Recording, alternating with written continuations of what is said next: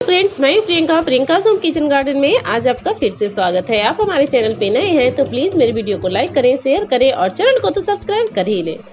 आज मैं बताने वाली हूँ विम लिक्विड का जो बोतल होता है ना, हमारे घर में आती है, हम लोग ऐसे ही फेंक देते हैं उसको वेस्ट समझकर। तो उसका आज मैं बहुत ही सुंदर प्लांटर बनाने वाली हूँ। जब बनकर ये तैयार हो जाएगा ना प्लांटर, तो आपको पता भी नहीं चलेगा कि विम लिक्विड का जो हम यूज करते हैं बर्तन धोने में, उसका हम प्लांटर भी बना सकते हैं और बहुत ही सुंदर प्लांटर बनकर तैयार होता है। बहुत ही आसान तरीके से, मैं ज्यादा वैसे भी तामझाम नहीं करती हूँ, बहुत ही सिंपल तरीके से बताती हूँ कि किस तरीके से प्लांटर बना लें और बहुत ही आसान तरीके से। इस तरह से हमने बोतल को काट कर अलग कर दिए हैं और नीचे ना होल कर दिए हैं, ताकि कोई सा भी पौधा लगाए ना तो इसमें नीचे होल होना बहुत ही जरूरी है। ड्रेनेज सिस्टम सही रहता है तभी तो पौधे भी अच्छे चलते हैं। और यहाँ नीचे भी होल कर दिए हैं और इस तरह से साइड में भी मैं होल कर दी हूँ, ताकि कोई भी जहाँ भी हैंग करूँ उसकी होल के सहारे मैं हैंग कर सकूं।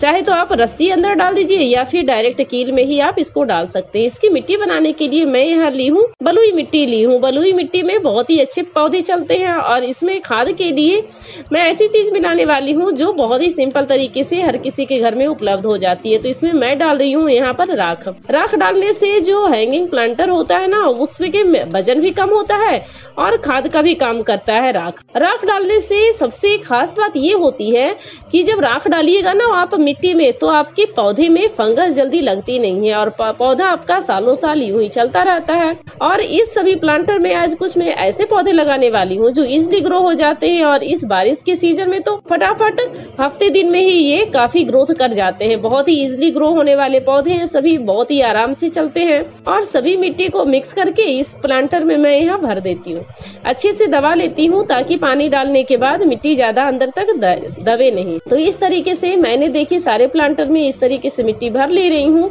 ऊपर तक फिल कीजिएगा ताकि पानी डालिए ना तो आपका 1 से 2 इंच खाली रहे। बहुत ज्यादा खाली रहता है ना तो मिट्टी दब जाती है और पौधे ऊपर आ जाते हैं, तो रूट ऊपर आ जाती है तो अच्छे से उसकी ग्रोथ होती नहीं है। तो देखिए सभी में मैं मिट्टी भर कर रख ली हूँ और यहाँ पर मैं ली हूँ कुछ बहुत सारे कटिंग मैं यहाँ पर आज निकाल कर लाई हूँ अपने गार्डन से। और इसमें मैं यहाँ एक होल की और ली हूँ यहाँ पर वनरिंग जू, ये कलरफुल वाली वनरिंग जू है, इसको ली हूँ। और साथ में मैं यहाँ पर लगा दूंगी इसमें टर्टल वाइन, ताकि वनरिंग जू ऊपर को रहे और जो टर्टल वाइन है ना जो नीचे को हैंग हो जाए। जब अच्छी तरीके से भर जाता है, फील हो जाता है, जब ग्रोथ इसकी अच्छे से पूरी हो जाती है टर्टल वाइन की, तो आपको पता ही नहीं चलेगा ये किस तरह के प्लांटर में आप लगा रखे हैं। तो इस तरीके से दबा देंगे ना तो बहुत ही आसानी से इसमें लग जाएंगी और थोड़े दिन के बाद आप देखिएगा कि इसकी ग्रोथ बहुत ही अच्छी होने लगी है, क्योंकि बारिश का सीजन है ना अभी, तो फटाफट से इसकी ग्रोथ हो जाती है। इस तरीके की कटिंग अगर जो आपको कहीं से मिल जाए तो आप ले आइएगा, आपके घर में भी बहुत ही आसानी से चल जाएगी। और दूसरे प्लांटर में भी सेम तरीका है, वही मैं पहले होल कर दे रही हूँ और नीचे लगा दूंगी टर्टल वाइन और ऊपर को लगा दूंगी वनरिंग जू।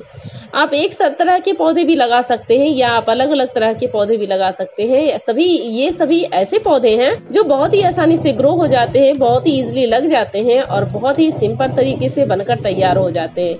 आप चाहे तो इस तरीके से दीवार में भी हैंग कर सकती हैं।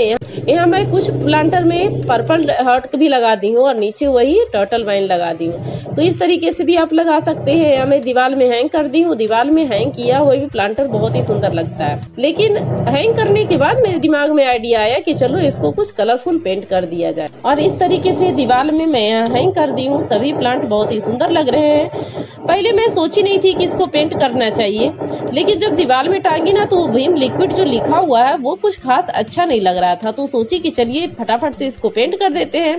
तो इस तरीके से मैं दीवार से निकाली और फटाफट से पेंट कर रही हूँ। पेंट करने के लिए मैं यहाँ एक्रेलिक कलर का यूज की हूँ, वो बहुत ही अच्छा होता है और इस कलर को धूप मिट्टी बारिश से कोई नुकसान भी जल्दी नहीं होता और काफी लंबे टाइम तक भी टिका रहता है। तो इसलिए मैं यहाँ एक्रेलिक कलर का यूज कर रही हूँ। सबसे पहले लाल पेंट का मैं यहाँ पर कर देती हूँ, ब्रश की सहायता से पूरे डब्बे को लाल कर देती हूँ। लाल कलर गार्डन में देखने में बहुत ही खूबसूरत होता है। हरे हरे पौधे के बीच में लाल कलर का प्लांटर बहुत ही सुंदर लगता है और मेरे ज्यादातर प्लांटर सभी लाल कलर के ही हैं। तो इस तरीके से सब में मैं पीछे पेंट कर चुकी हूँ। अब आगे कर रही हूँ, जो विम लिक्विड लिखा हुआ है ना, उसके चारों तरफ से इस तरीके से मैं बॉर्डर बना देती हूँ।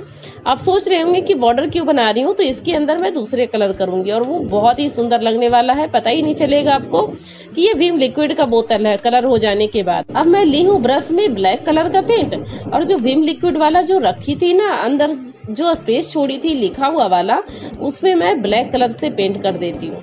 पहले साइड साइड बॉर्डर बना लेंगे, क्योंकि रेड कलर अभी जो पेंट की थी ना, वो अभी का अभी किया हुआ है, सूखा अच्छे तरीके से नहीं है, तो बहुत ही सावधानी से करना पड़ता है। इस तरह से ब्लैक कलर पहले आउटिंग कर लेते हैं ताकि रेड कलर के ऊपर ब्लैक कलर ना चढ़े, और उसके बाद अंदर पूरा फिल कर देते हैं ब्लैक कलर से इस तरीके से।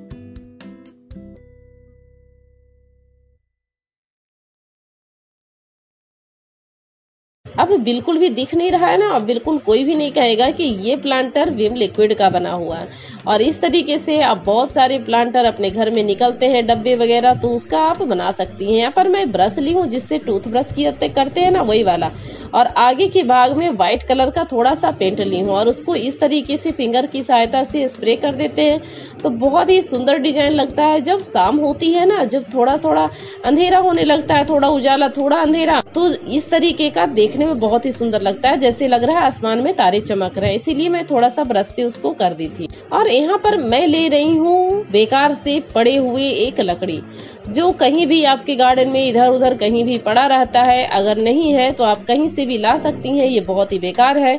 इसको मैं ना नीचे में व्हाइट सीमेंट से जमा दी हूँ, ताकि इसको मैं कहीं भी रखूँ ना तो बहुत ही आसानी से ये रखा जा सके। इस तरीके से इसको मैं यहाँ रख दी हूँ। इसको आप इंडोर आउटडोर कहीं भी रख सकते हैं। आप चाहे तो इसको डायरेक्ट गमले में भी रख सकती हैं, व्हाइट सीमेंट नहीं करना चाहती हैं तो। लेकिन गमले में ये होता है ना कि बार बार हम मिट्टी डालते रहते हैं, और लकड़ी है तो उसमें फिर दीमक लगने का डर होता है, और लकड़ी थोड़े दिन में पानी के साथ आकर वो सड़ जाती है और दीमक भी लग जाती है, तो इस तरीके से पौधे हमारे खराब हो जाते हैं। तो यहाँ पर सभी को मैं रस्सी बांध कर ये हैंगिंग प्लांटर मैं कर ली हूँ तैयार। कुछ में मैं लगा दी हूँ पर्पल हार्ट, कुछ में लगा दी हूँ वंडरिंग जू। तो इस तरीके से देखिए यहाँ मैं हैंग कर देती हूँ। इसमें बहुत सारी ब्रांचेस निकली हुई थी ना, तो मुझे समझ में आया कि इसमें हैंगिंग प्लांटर बढ़िया से चल सकता है। तो इस तरीके से हैंग करके आप बहुत सारे प्लांट इसमें हैंग कर सकते हैं, क्योंकि लकड़ी जो है ये बहुत अच्छी खासी बड़ी है, बहुत छोटी भी नहीं है। तो इस तरीके से मैं सारे प्लांटर इसमें हैंग कर देती हूँ। जब ग्रो हो जाएगा ना अच्छी तरीके से, जो देखने में बहुत ही खूबसूरत लगने वाला है, बहुत ही प्यारा लगता है। और इस तरीके से मैं 5 प्लांटर बनाई हूँ, तो 5 को हैंग कर दी हूँ अच्छे तरीके से। और लकड़ी में लटका हुआ प्लांटर बहुत ही खूबसूरत लगता है, पता ही नहीं चलेगा कि आप ये प्लांटर विम लिक्विड की बोतल से बनाए हैं। देखिए बिल्कुल लग रहा है ना कलरफुल। और इस तरीके से जब वो और ग्रो हो जाएगा अच्छी तरीके से, तो और बिल्कुल भी नहीं पता लगने वाला है कि ये कौन से प्लांटर किस डब्बे में लगे हुए हैं। तो देखने में काफी सुंदर लगते हैं। और आप फालतू में ही इधर उधर डब्बे फेंक देते हैं। कटिंग भी इस तरीके से आप बहुत से ज्यादा लगा सकते हैं।